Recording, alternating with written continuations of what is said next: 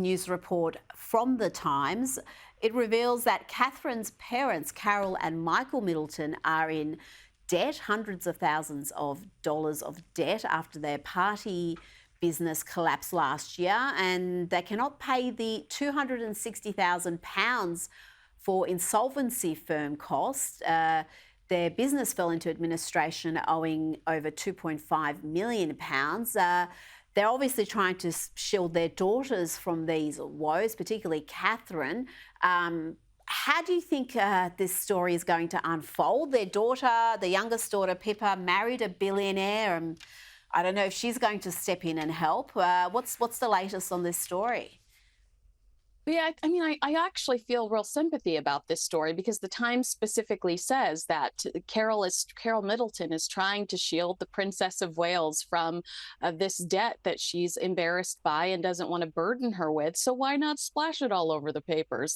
You hope that that reporter at the Times never has people whispering secrets in their family's ear if they're ever dealing with a health crisis. What we do know is that the Middletons are attempting to pay this off. It's not like they're not trying to.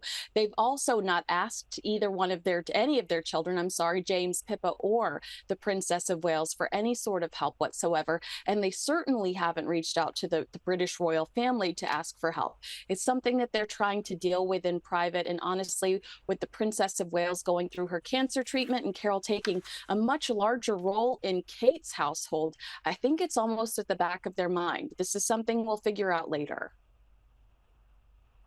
Now, let's talk about the big Hollywood news. Actors Isla Fisher and Sacha Baron Cohen are divorcing. Isla announced the end of their 14-year marriage and 20-year relationship in a, somewhat bizarre tennis-themed post on Instagram. Let's have a look at it. The timing is interesting. He's facing fairly ugly allegations of bullying and sexual harassment from movie star Rebel Wilson, whose explosive memoir he's allegedly trying to stop or delay. Is this announcement a coincidence, Kinsey? Is it in any way related to those allegations? The timing does seem to be curious. I agree with you. I do think that this is an indication that Isla was not willing to stand up and defend Sacha in the midst of such damaging allegations. It was in Isla's best interest to cut ties and no longer be a part of this narrative because, she might be thinking, knowing what I know, things could get worse. I got to get out of here. In the court of public opinion, Sacha and his team know that this is not a positive reflection on his character to see his wife distance herself right now, today. Now, the Mail on Sunday revealed that the real reason behind the breakup was over a disagreement about where they should live. But I think ultimately we're seeing this announcement now because Isla just doesn't want to be a part of the story any longer. Well, that would make sense, but we should point out Sacha Baron Cohen strenuously denies the allegations made against him by Rebel Wilson.